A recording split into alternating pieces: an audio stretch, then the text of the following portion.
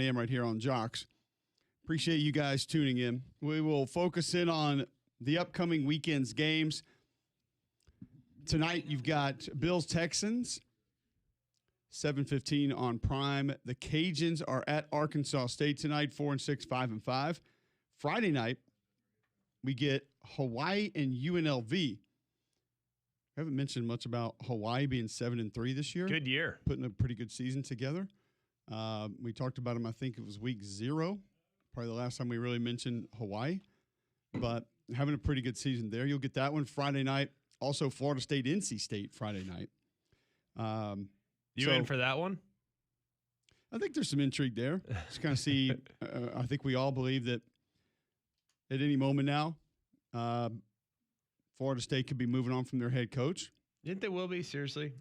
A lot of people think so. I know a lot of people think so. I think this finish under 500 would probably be one reason that would be more likely that it took place. Yeah. But we'll see. Dan Mullen having a good year at UNLV too, 8-2 on the year. So that'll be a good one Friday night. 9:30 kick on FS1 though, late one. Be a struggle to stay up for that one. You had some action last night. Miami of Ohio took out Buffalo 37-20. Central Michigan takes down Kent State 28-16. Central Michigan 7-4. So having a pretty good season there. We'll focus in on the weekend.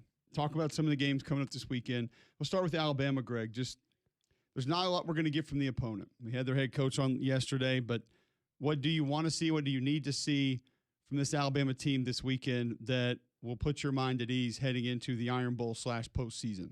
I think just getting back on track. Remember the last time they experienced disappointment? It was disappointing. It was terrible to watch them play the way they played against Florida State. It was what it was, but the response the following week against ULM, very good. That actually is the only other non-P5 opponent that Alabama's seen this season.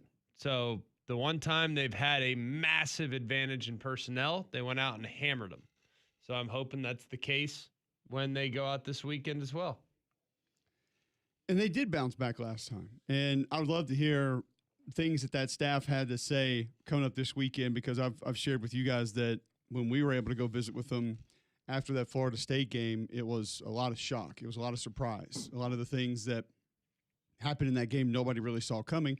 And then they kind of proved that coaching staff was right after that.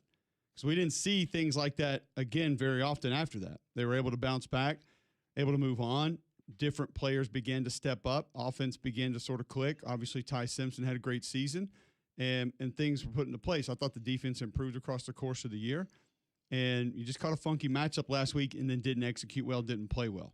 Have you begun to kind of spin ahead and look at maybe ways that Auburn could also be complicated for Alabama after what you saw against Oklahoma? Yeah, I mean, I think Auburn will be complicated. I think they are a more talented team than their record would indicate. I think they do possess the ability to win some on the outside that Oklahoma, I don't know, was quite capable of doing. So I think their offense in some ways will be slightly more difficult to defend. I do not think Auburn's defense is as good as Oklahoma's. I'm not sure. I mean, you could show me the stats, you could show me all that stuff. I don't think they're quite in the same ballpark with personnel. I think Kendrick Falk's a good player. I think there's one or two defensive tackles on Oklahoma's team that I would take ahead of him. Maybe 3 along the defensive line that I think are more difficult to handle. Like I think Taylor Wine is more difficult to handle than Kieron Crawford. I think just kind of across the board, mano a mano, Oklahoma's a much better defense. I do think Auburn's secondary might be a little bit better, but in the front 7, I don't think it's comparable. So I think that's the big question. Is Alabama going to make the same mistakes with protection? Is Alabama going to make the same mistakes as it relates to one-on-ones and not helping in some cases, helping in others? Will they go about it the same way? Because how would you stack up Auburn's defense compared to Oklahoma's? Not quite the same. I think Xavier Atkins is a guy that puts Auburn on a level with just about anybody from a linebacker perspective. Good player. You mentioned some of the front and how they would compare. You think Xavier Atkins is on the same level as Kip Lewis? I think he's played that way this year. Yeah, I think he's had a couple games. He's been really good this year. I think that the interior is not the same from a depth perspective. That's not even really close. But you've gotten good reps from guys. I think they play a little bit different style of ball with just the interior guys. I think Malik Blockton has begun to be a little bit better on the move. But obviously Bobby, Jamison, Travis not going to give you a whole lot of that. I do think that when you look at what Kieran Crawford's done on the edge, Robert Woodford kind of playing down and off a little bit has been really good for that defense. They're going to have to do it in different ways. But I will say DJ Durkin has been really good this year at sort of setting people up, seeing how you're going to set your protections, and then being able to find ways to get home, causing that confusion, disruption. It'd be an interesting test for the secondary because, kind of like what you said with Auburn and Oklahoma, I don't know if there's a lot of separation there on the back end. Still, when I went back and watched it, when Oklahoma had to be on their own in the secondary, it didn't feel like there were a lot of Alabama receivers running by themselves. Now, a lot of those balls weren't really thrown downfield in a lot of those instances. But say a lot of them didn't have time to create didn't really separation. Matter. But just from the standpoint of when the ball could have been released, the one time, maybe 1.5 times that it could have been out, didn't feel like those guys were out on their own a whole lot. The difference will be on offense, in that John Mateer is the ultimate gamer, the ultimate baller, and can go out there and just make things happen. He didn't have to do a ton in that game. So if that game's going to be competitive, I think the reality of it is it probably needs to go down the certain path for Auburn that it did for Oklahoma. Mistakes early from Alabama, a couple turnovers. You get it into your style game. I don't know if Auburn would really want, say, a track meet in that game. No. I don't think they would want the Vanderbilt style football game that they got a couple of weeks ago against Alabama. I don't think they're going to get it. I don't see. I know that everyone now is all the way back up on Auburn's offense. I think Bama's defense has been really good. So I think if Auburn's going to win the game, it's going to have to be a lower scoring. Their defense is going to have to kind of win it for them. I don't see it as a style of hey, we want to run the field up and down. I don't know if that's how I'd want it to go if I were DJ Durkin. How would you want it to go? Yeah, not that way. Number one, I'd want to protect the defense just a little bit more. I think that one of the advantages Auburn does have is different bodies they can roll in defensively. DJ's played a lot of guys. Yeah. And I think at this point in the season, that's a pretty big advantage. And if you can continue to limit that and you can get guys that are fresh in the fourth quarter and you've got the other style game that we're referencing, I think that's a big advantage for you, especially at home, when you're probably going to want to attack late when you got a team that's potentially trying to either hold on to a lead or go get a lead and try to win a game late. That's a huge advantage for you. So I think that would be a game where Tim Keenum would be big because I think Auburn would want to try to get the downhill run game going early. Yeah. And with the way that Jefferson has played, getting able to get to the perimeter, the way that the Alabama DBs have tackled, honestly, that was something that was a big problem early. And it's actually been a strength, I feel like, here down the stretch. It's been pretty good where guys have been able to come up, corner safety, help in the run game, run support, quick throws, made tackles. You hadn't seen a lot of guys, and I thought Oklahoma had the bodies to do it. They didn't take a lot of slants and a lot of throws up behind the line of scrimmage and turn them into 10, 15-yard gains. No. Bama's been pretty good with that. So I would have to imagine run game, quarterback run added to that will be big in that game for DJ Durkin and that Auburn offense. They'll run the quarterback. Yeah, still a week away, but it's one that I think it's fair for us to put a little bit of emphasis on right now. I feel real confident they'll run the quarterback. Have to. I mean, live and die by it type of run. Specifically, if he's not going this week, you imagine he'll be fresh. And if there is any kind of a ding that's got him slowed down just a little bit, how does that look? Do you trust him? Ashton Daniels? Yeah. I do. I keep going back and forth with him. I don't want the game in his hands, but then again, maybe it's based on how it's gone with other quarterbacks for Auburn in recent weeks. Maybe it's recent years, I guess. Maybe I just feel a little better. I just feel a little better about him under center than I have in a while. Well, I think the Kentucky game was a little bit of a one-off because you had first-time starting center. Brad knew exactly what he was doing. And Brad White, Kentucky defensive coordinator, he attacked that position. And he alluded to it in our meetings. He said, go back and watch the Texas game, and that'll give you an indication of how we're probably going to go after this game. Texas had a backup center come in against Kentucky, and they went at him. And it opened a lot of things up because it wasn't just him getting manhandled. It was being able to manage and switch things off and be able to pick everything up. And for Auburn, it was both.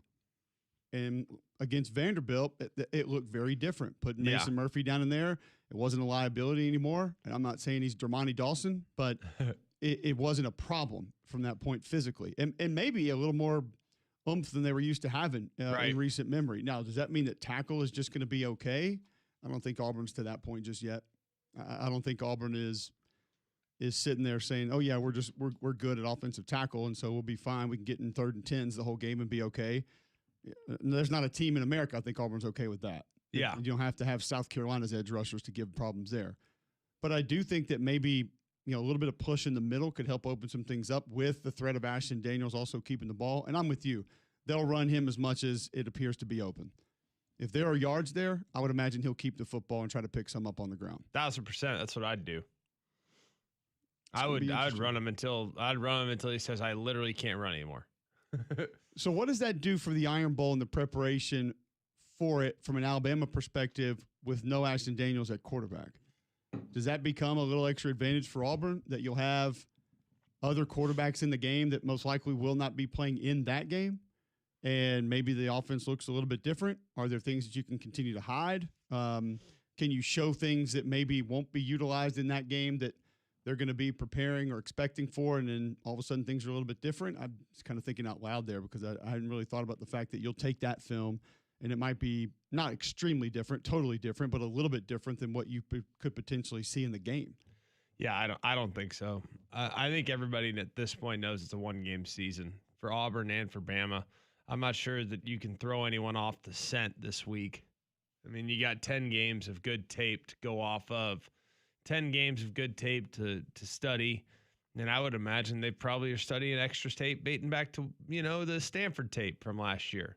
Hey, here's what he did well. Here's what he struggled against. I'm sure because of the extra time and knowing that you have an extremely vanilla plan this week, you're probably looking at some of that stuff. I mean, it's 2 weeks to prepare for one. Yep. And I think coaching's big in this game. Like, you're going to burn some chalk. Both teams are going to have a couple tweaks up their sleeve that you haven't seen before. Both teams are going to have some stuff that they looked at on tape and said, hey, man, shoot, this worked against them in 2019. Like, hey, this worked against them in 2022. You're going to have just a ton of time.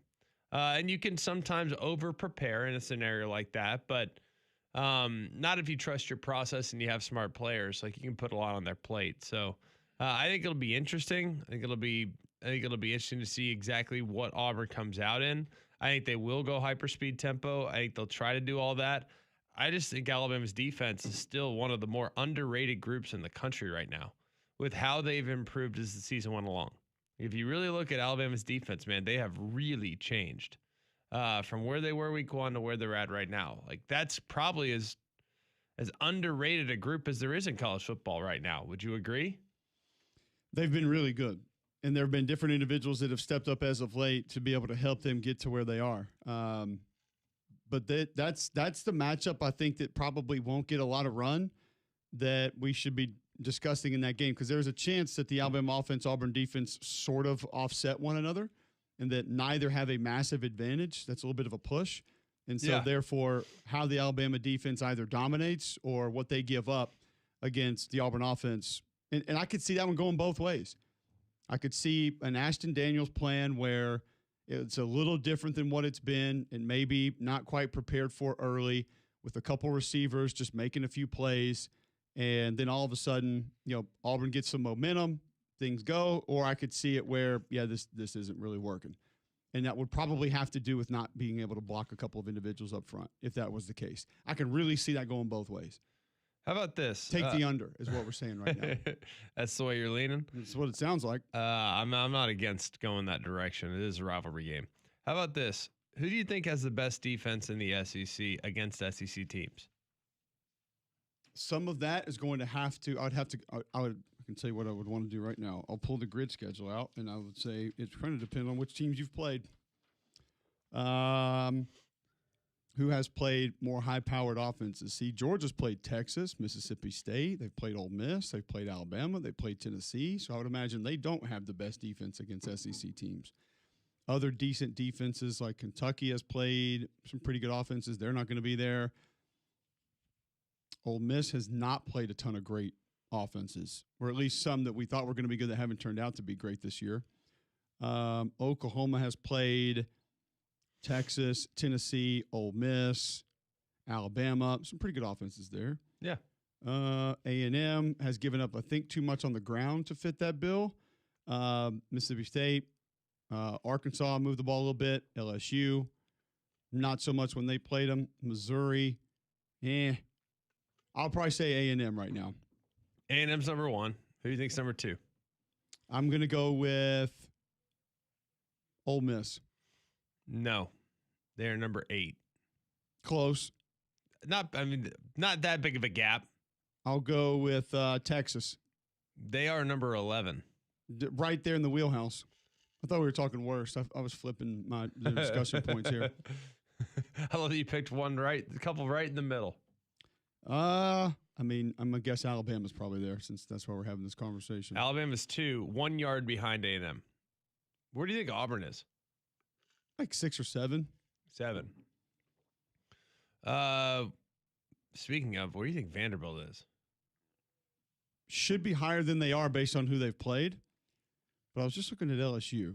Ole Miss probably put up some yards. South Carolina, Vandy, A&M put up some yards. Bama. I would imagine LSU's pretty high. LSU's 10. Wow. I mean, considering that they've got a Florida offense that hadn't figured it out yet, a South Carolina offense struggling, Vanderbilt that slows the game down. Yep. That doesn't feel right for a group that's been pretty good this year. Arkansas. I imagine Vandy's probably 8, 9. Vandy is 13. Right in there. Yeah. Just where I guessed. But that's what I'm So who's like 4, 5, 6? 3, 4, 5. 4, 5, 6 is 3, 4, 5. Georgia 3. Yeah, that's right. Mizzou 4. Kentucky 5. Oklahoma 6. Auburn 7. Ole Miss 8. South Carolina 9. How Oklahoma is 6 with Auburn not getting a first down. Texas got a little bit, but I don't feel like they had like 500 yards of offense. No, gosh, What did South Carolina do against them offensively? Nothing. I mean, okay, Ole Miss moved the ball some. They went back Ole Miss and and Bama went over 400. Tennessee must have had a decent day, at least moving the ball some.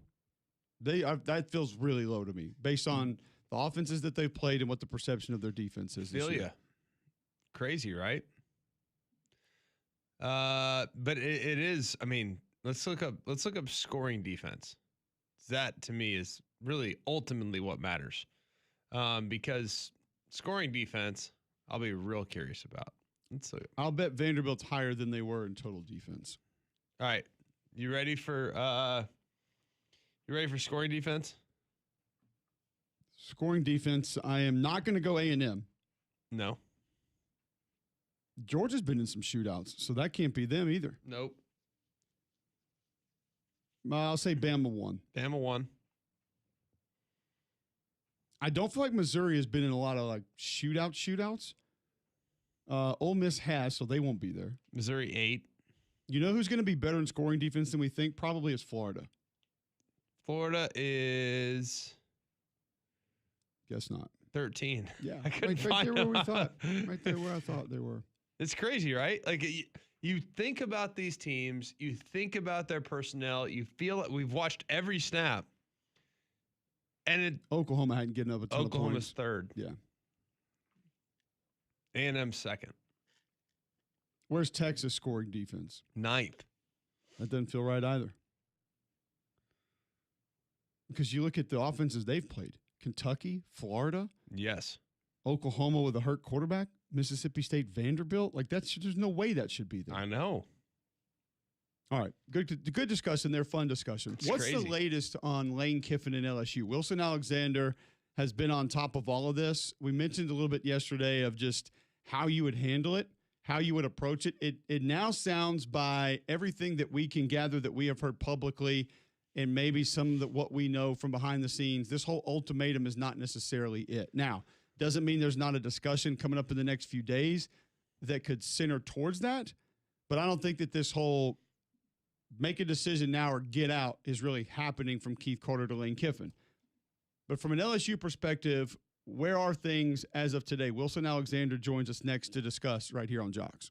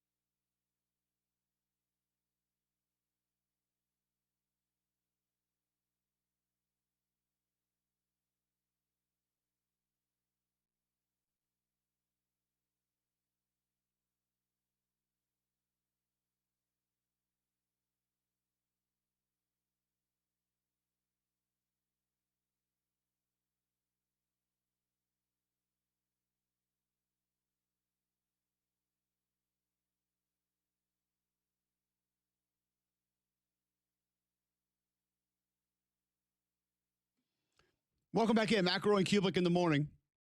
Thursday, November 20th, 7:23 a.m. right here on Jocks. Sanford goes down to Florida Gulf Coast last night, 77-62 on the hardwood. Bulldogs go to 3-3. South Alabama, 71-65 over Jacksonville State. Jags are 6-0.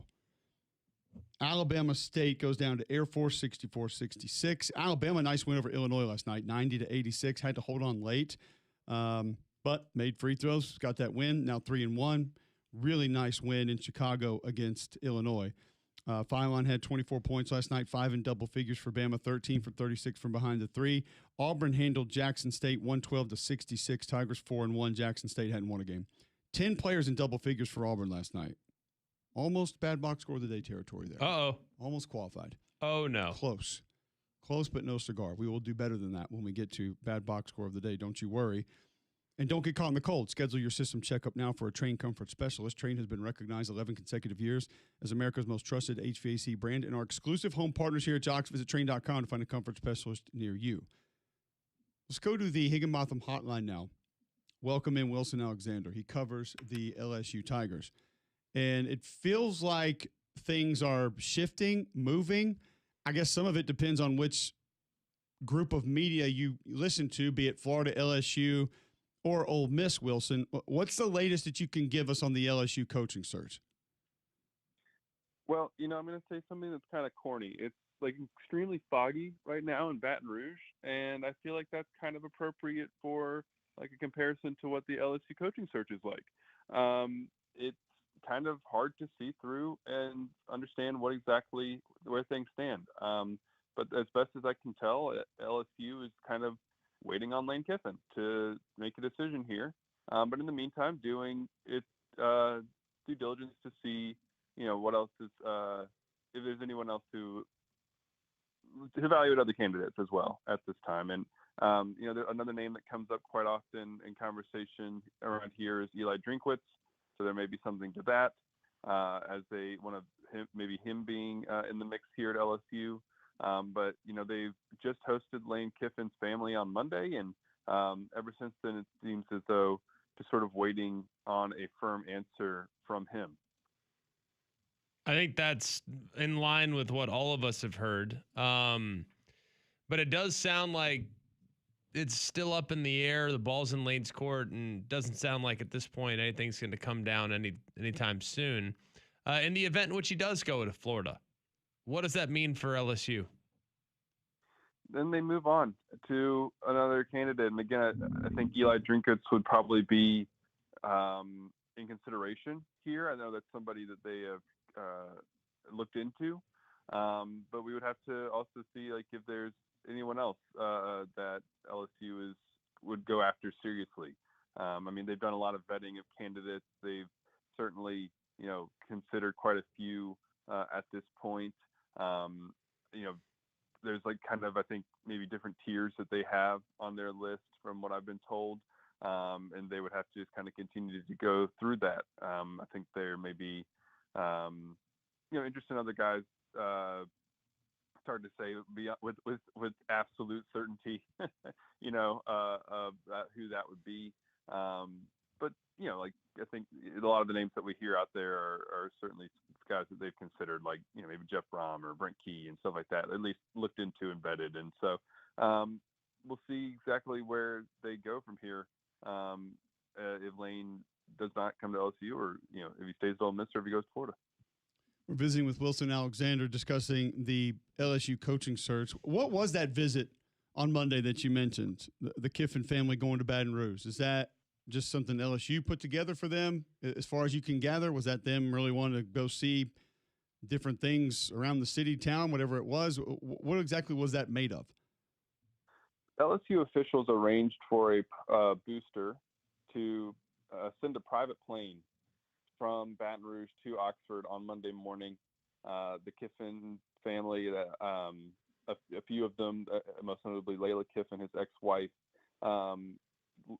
landed in Baton Rouge around, I think it was 11:48 a.m. or so, at one of the private hangar at the Baton Rouge airport. And then they got into a black Chevy Suburban and were driven around the city. And there was looking at property, looking at high schools, things like that, in consideration of if they were to make a move, what they would do down here, where they would live, and if this was kind of a fit for them.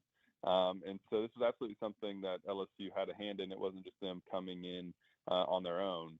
And now, they were there for about 6 hours, and then they got flown on back to Oxford on Monday night.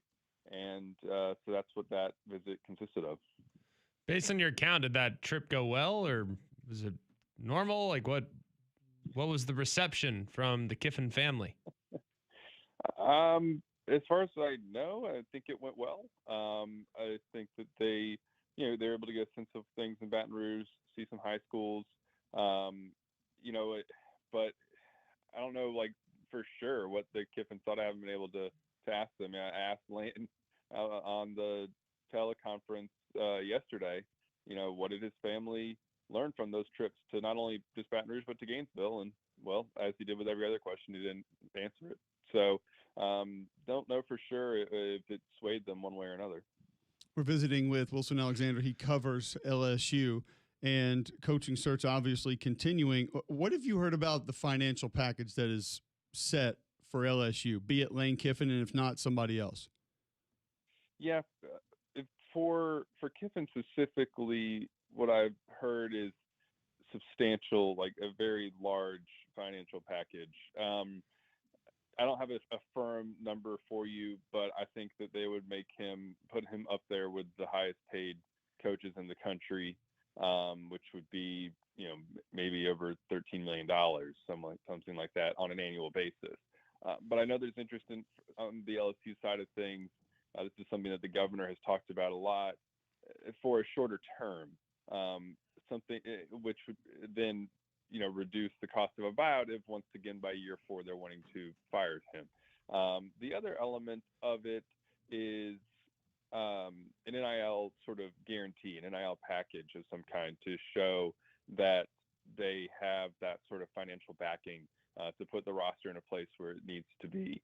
LSU, as maybe people know, has sort of been behind a lot of its SEC peers until this year, really, on NIL. And they went out and fundraised with Austin Thomas, their GM, last year, and they were able to get a $10 million plus front-loading effort together before revenue sharing kicked in and all that. And so I think, there would be sort of this NIL component to, I don't know if it would be like written into the deal exactly, but it would certainly be something that LSU needs to show that it can do to attract Lane Kiffin and probably any other candidate too. Eli Drinkwitz talked about the importance of that in his press conference. I think it was on Tuesday, and even mentioned it yesterday as one of the components that is so important these days for a job is to have that financial backing. And so LSU, I think, is trying to show that in its offers that coach will get it.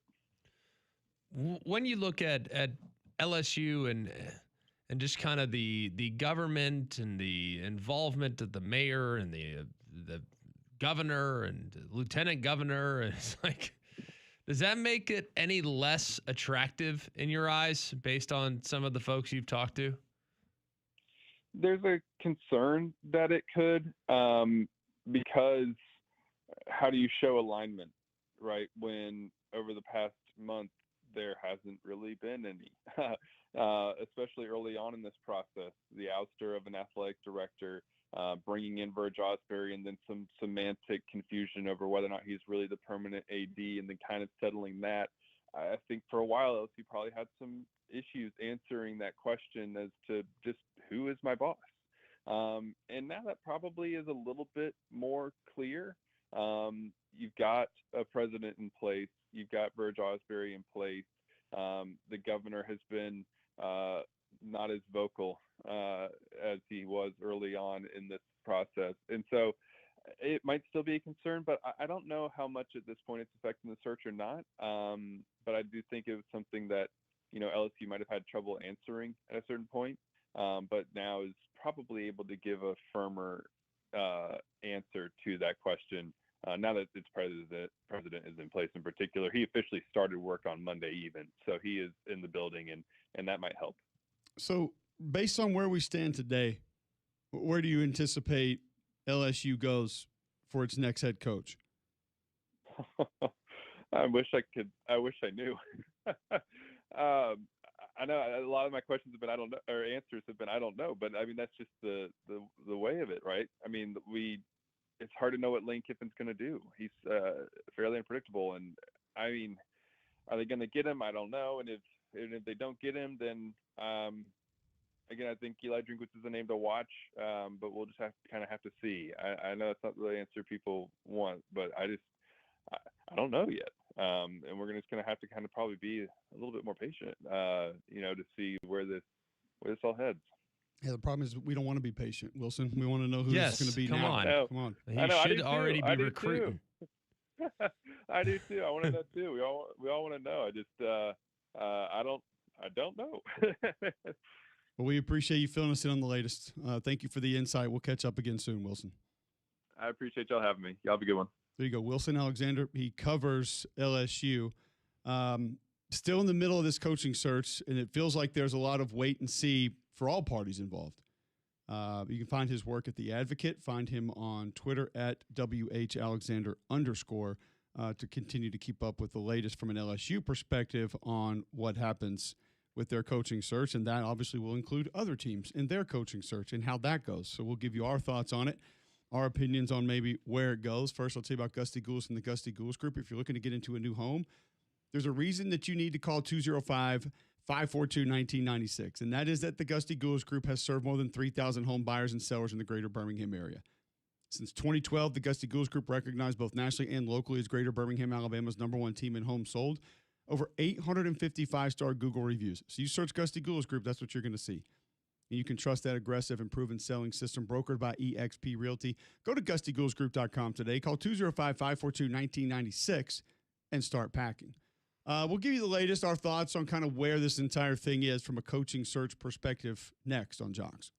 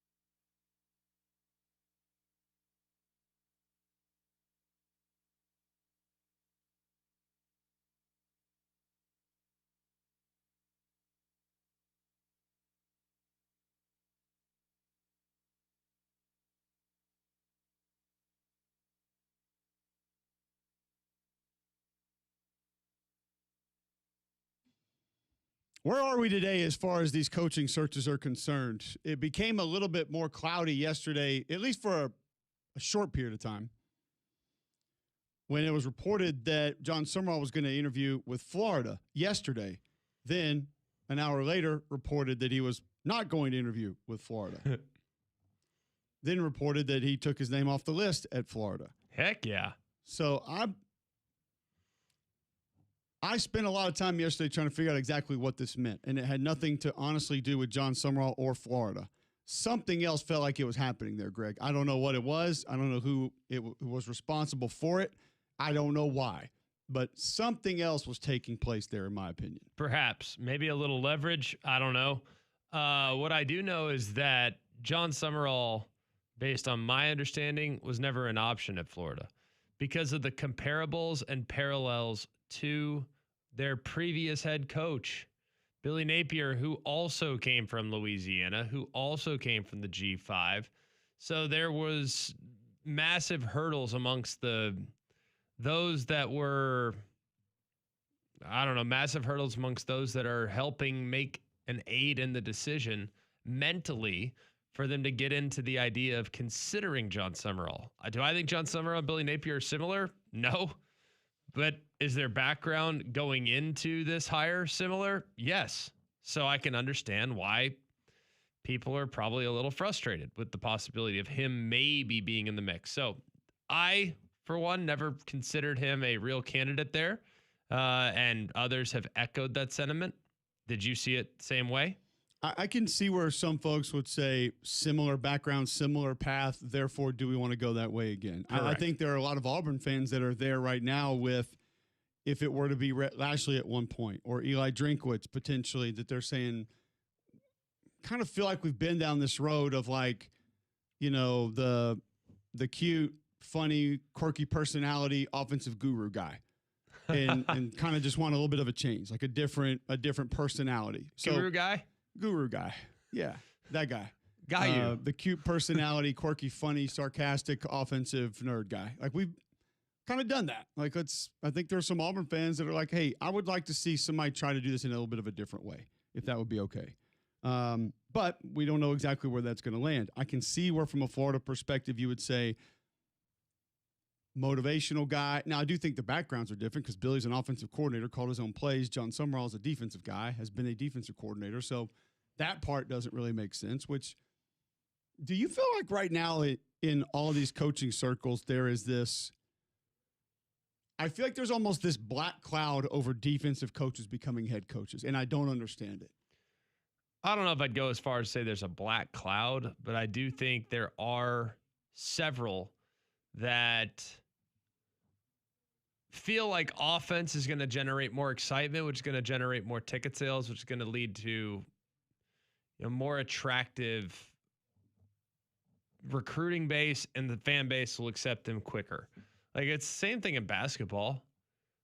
Answer me this. Like, if you're an Alabama fan. Yeah, nobody's getting pumped up about Tony Bennett coming in as the head basketball coach. Nobody's fired up about it. Anthony Grant being your head coach. Hey, guys, we're going to hold him to 50.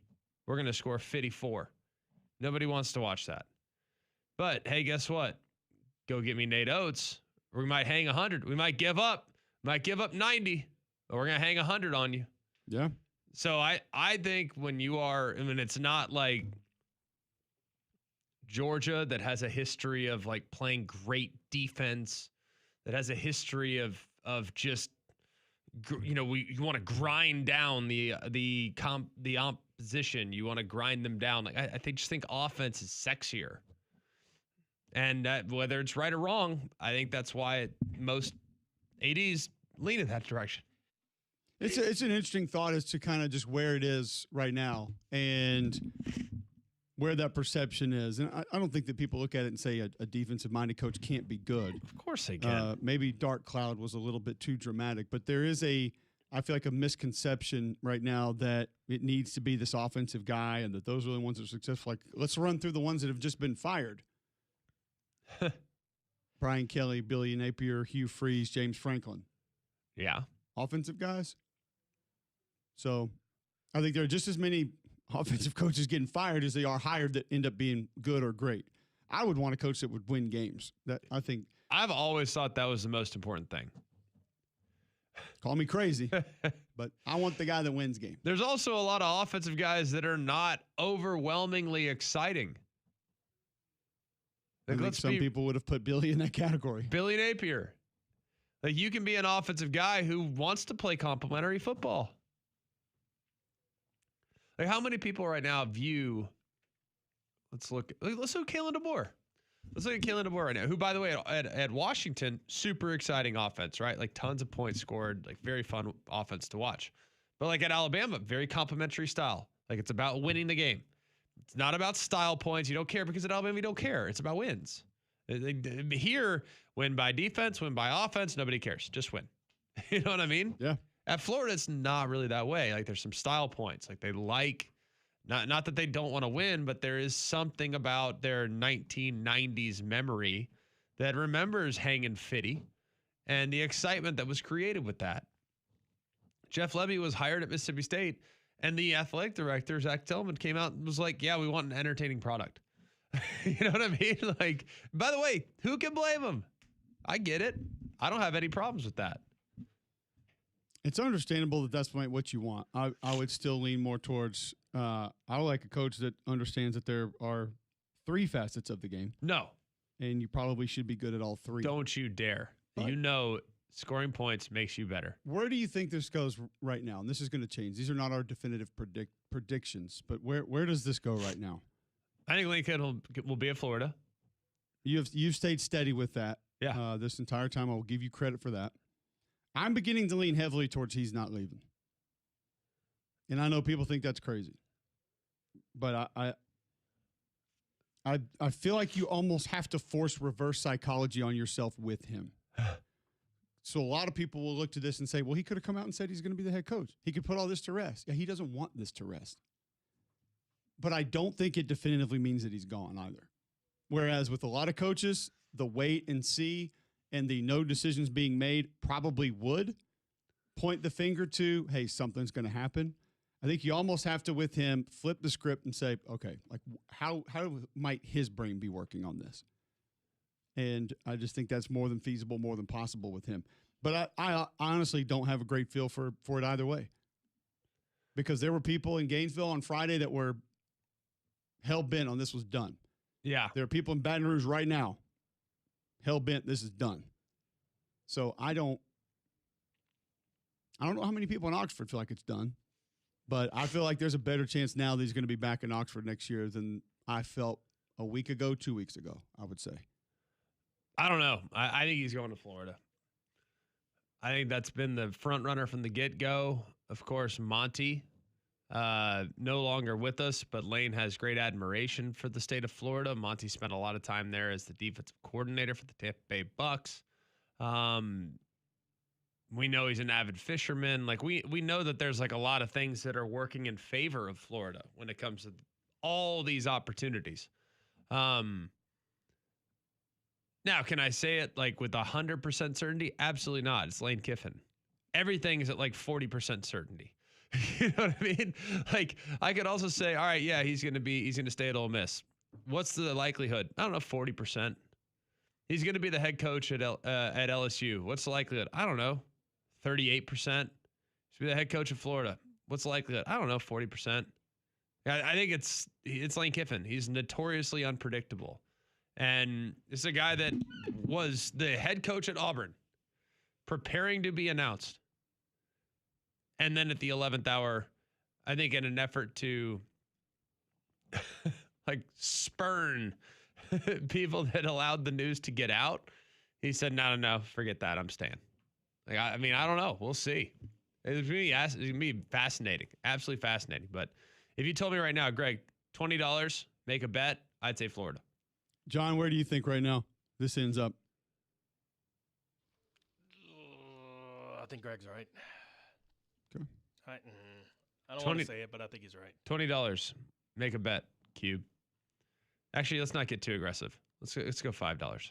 It is Lane after all. Ole Miss. I go Ole Miss right now. All right, $5. All right, done.